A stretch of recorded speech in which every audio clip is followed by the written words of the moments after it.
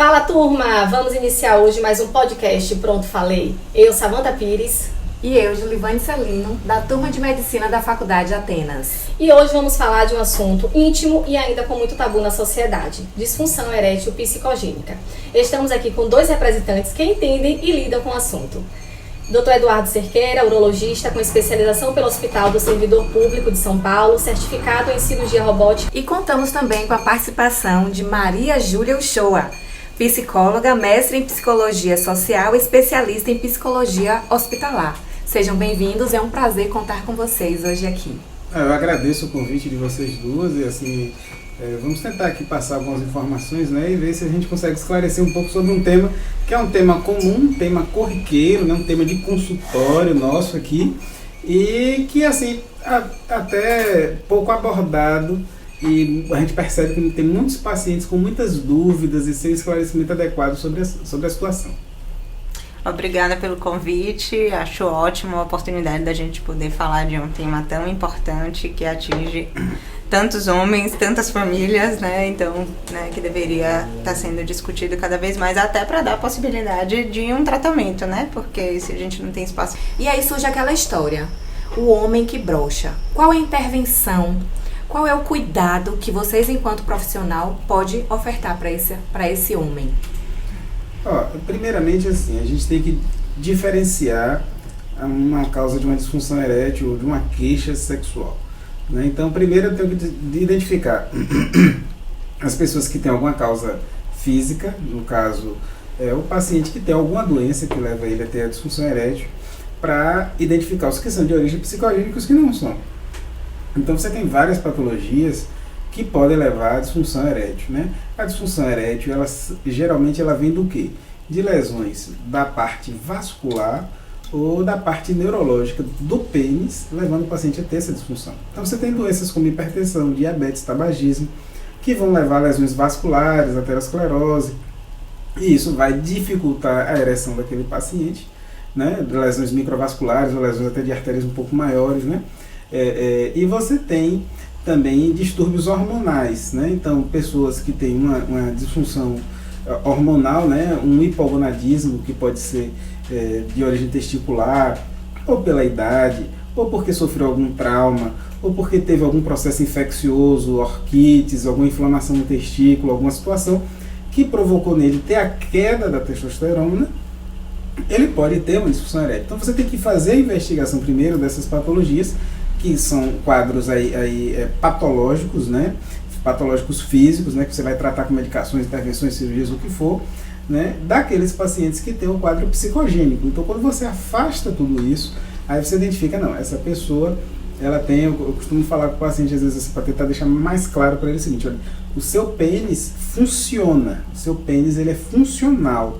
A gente tem um problema que você tem dificuldade de ter a relação, mas a função do seu pênis aqui, pelos exames, pelo que eu vi, ela tá normal. Então, esse é o primeiro ponto que a gente tem que fazer para diferenciar uma coisa da outra. Essa diferenciação, ela é realmente importante, só que é importante também que a gente lembre que não dá para fazer uma diferenciação absoluta. Em que sentido? Algumas questões orgânicas, elas podem gerar questões emocionais e o contrário, né? No caso de algumas situações emocionais, pode disfarçar ou atrapalhar o diagnóstico de alguma questão orgânica. É importante fazer essa diferenciação porque isso está no cerne das discussões, né? Dos transtornos. Inclusive, agora, atualmente, no lançamento do DSM-5 revisado, isso tem se intensificado, né? Essa discussão do psicossomático, do que é orgânico, do que é psicológico, como se fossem coisas completamente separadas. E a gente não tem como fazer essa separação definitiva, né? Às vezes pode haver uma interferência na função peniana, né? A nível orgânico. Mas a questão emocional interfere mais ainda, né? Interfere na adesão ao tratamento, mas ainda que eu falo assim, na evolução, né? do tratamento, né? Então as duas coisas se somam o tempo inteiro. Então termina sendo um desafio, mas para o diagnóstico e para o tratamento é fundamental fazer as diferenciações. Quanto mais informação se tem, né? Mas a gente tem condições de definir quais os caminhos, né, que a gente vai tomar nesse processo de cuidado. E existe a quantidade de disfunções para ele procurar o profissional? Então, a partir de X disfunções eréteis, você já deve procurar o profissional de saúde? Não, assim, a recomendação que eu sempre dou ao paciente quando ele me questiona, doutor, eu falhei, muitos pacientes assim são ansiosos. E às vezes ele tem uma vida sexual boa, normal, e aí naquele mês ou naquela semana ele falhou 2 vezes e aí ele vem desesperado. Não, doutor, eu falhei aqui 2 vezes, eu vim aqui logo ver que eu acho que tem algum problema, está acontecendo alguma coisa comigo. Eu costumo deixar o paciente tranquilo e dizer a ele, ó, assim, quando você tem uma disfunção erétil que lhe incomoda a sua vida social, o seu relacionamento, você deve buscar uma avaliação. Mas eu gosto de fazer analogias para o paciente entender as coisas. Eu digo a ele, por exemplo, você gosta de jogar bola? Muitos falam, gosto. Todo fim de semana você está a fim de jogar bola? Ou tem aquele fim de semana que você está cansado, que seu amigo chega lá e diz, vamos jogar uma bola ali, pô, mas você não está afim, porque a semana foi dura, você está cansado. Não tem isso? Sexo é a mesma coisa. Vai ter o dia que a mulher vai querer fazer sexo com você, mas você não está afim. Não tá. Você está cansado, né? Você trabalhou muito, você está com outro problema, alguma coisa, e às vezes você até vai naquela relação tentando agradar a parceira, mas por não estar naquela vontade, não estar naquele clima, por estar pensando num outro problema do trabalho, de uma dívida, de um problema de saúde de um conhecido, alguma coisa, você não tem um desempenho sexual adequado, e aí você tem aquela falha. Então, eu tento esclarecer isso para a pessoa entender assim, falhar uma forma eventual, isso não é um problema de saúde, né? E você não deve encarar isso como o fim do mundo, que tem muitos pacientes que encaram assim, né? E, então, mas eu acho que assim, a partir do momento que aquilo está incomodando o paciente, ele deve buscar o atendimento, até para a gente esclarecer coisas desse tipo e até para a gente diagnosticar outros problemas que podem estar acontecendo com ele. Entendo. Até porque é a questão da masculinidade, né? O homem tem muito isso, assim, para ele ser homem, ele não pode falhar. Então, o tabu tem que começa daí, né? Ele tem que estar presente na cama, ele não pode dizer não, ele não pode falhar, porque o que é que minha esposa, o que é que minha parceira vai pensar de mim?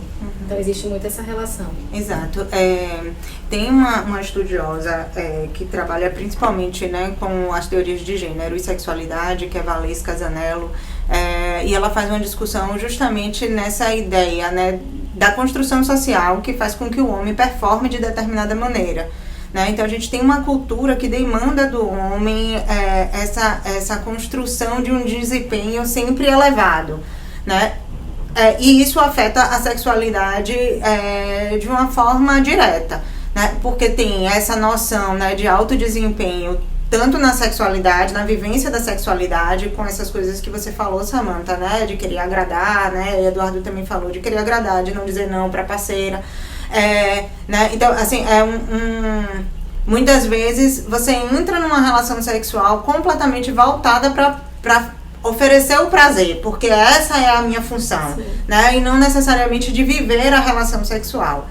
Mas, para além disso, né, existe também essa noção de alto desempenho pensando em outras dimensões de vida. Então, no trabalho. Então, se eu não sou o profissional, se eu não tenho um reconhecimento, muitas vezes isso afeta também a relação sexual, né, e a ereção. Se eu não me vejo como o provedor da família, então eu acho que esse deveria ser meu papel, né, isso também afeta. Então é esse lugar social, né, que o homem ocupa e que foi estabelecido culturalmente, que tem que ser um lugar, né, de destaque.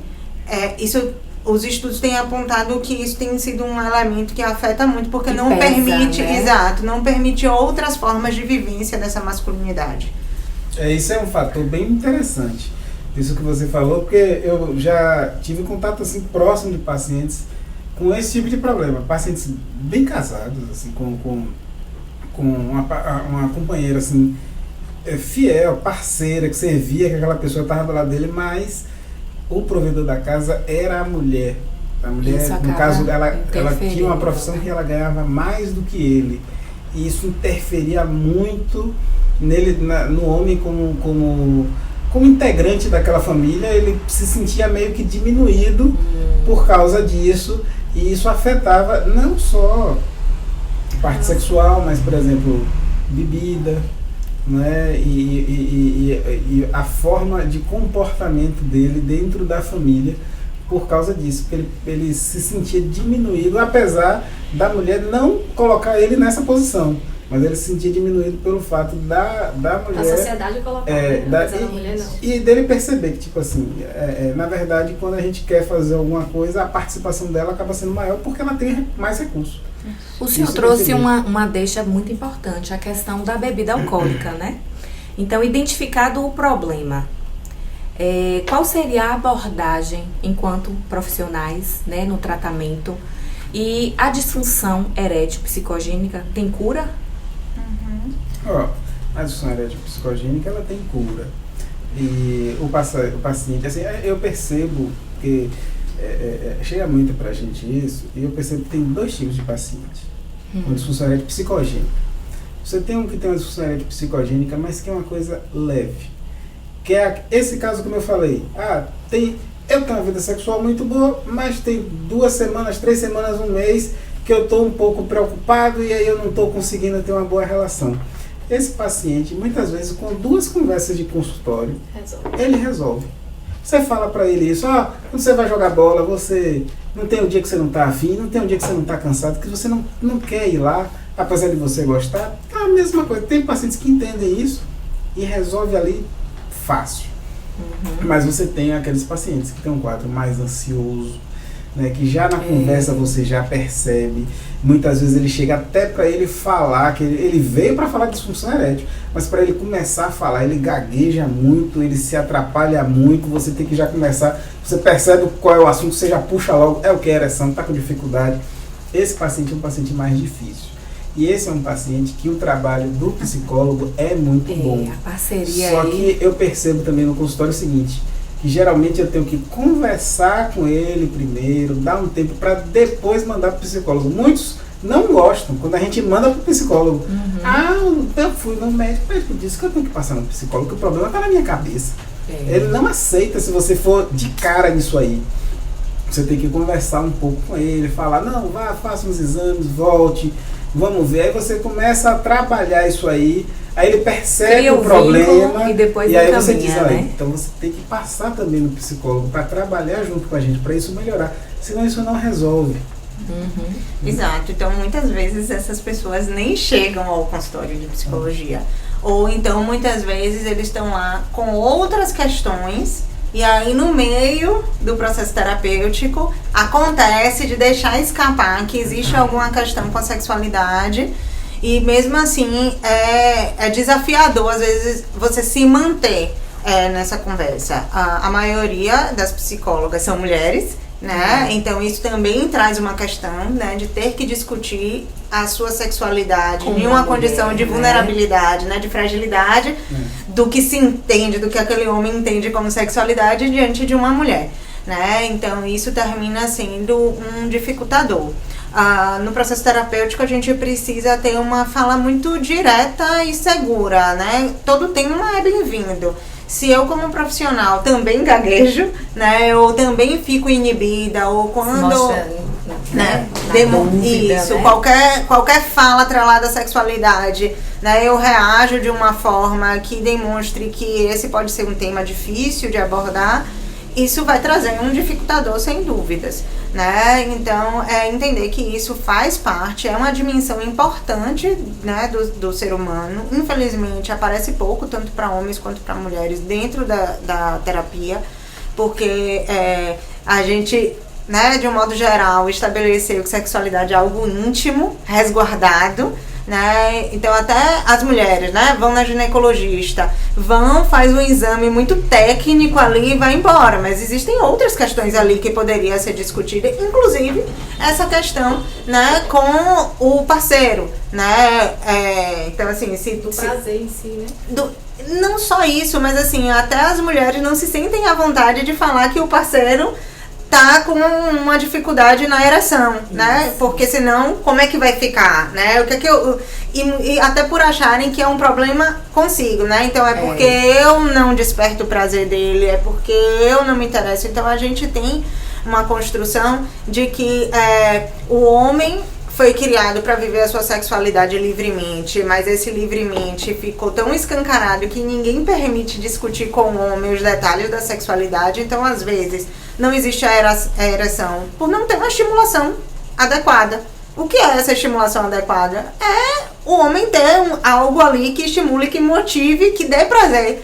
E se você perguntar para o homem, muitas vezes o homem não sabe dizer, né, o que é que dá prazer, porque ele já foi, né, ali já tá o pacote completo. Olha, o sexo é assim, né, o foco é na penetração, tem essa coisa toda do erotismo, né, então o visual. Tem muita gente que diz assim, o homem é muito visual, ele gosta daquilo que é erótico, um corpo bonito, e a mulher é mais sentimental. Não necessariamente. Quem foi que estabeleceu isso? Aproveitando essa questão que você falou do erotismo, a gente sabe que no Brasil o site de pornografia é um dos sites mais visitados, né? Só perde para o YouTube e para o Google, segundo a revista Forbes. Então, como é que isso interfere, está relacionado com essa disfunção erétil psicogênica? Ajudaria, então, o homem a lidar com essa situação? Porque você falou que o homem precisa do estímulo. Então, esse seria um estímulo, seria uma coisa positiva para os casais? Como é que você fala sobre essa relação? Sim, a pornografia dentro da relação do casal. Sim e não. Se a relação com a pornografia for uma relação de compreender que eu quero algo ali, né, pra estar aproveitando a dois, né, pra inserir aquilo na relação e ser só um momento, sabendo que eu não preciso performar como aquelas imagens que estão aparecendo ali, ok.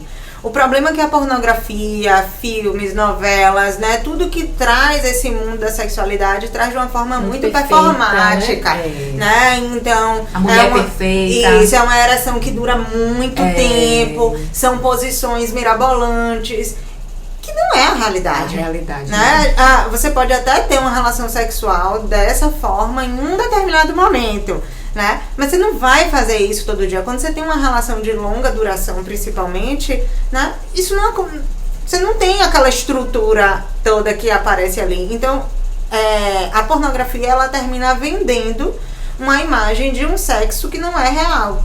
E isso vai aumentando muito a expectativa das pessoas que assistem, né? Principalmente dos homens que ficam em um lugar de destaque, né? Já que esses filmes são feitos em sua maioria para o público masculino, né? Então traz também uma convocação de fazer algo que é muito grandioso, e muitas vezes os homens começam a se interessar por um padrão, uma imagem que às vezes nem é do seu dia a dia.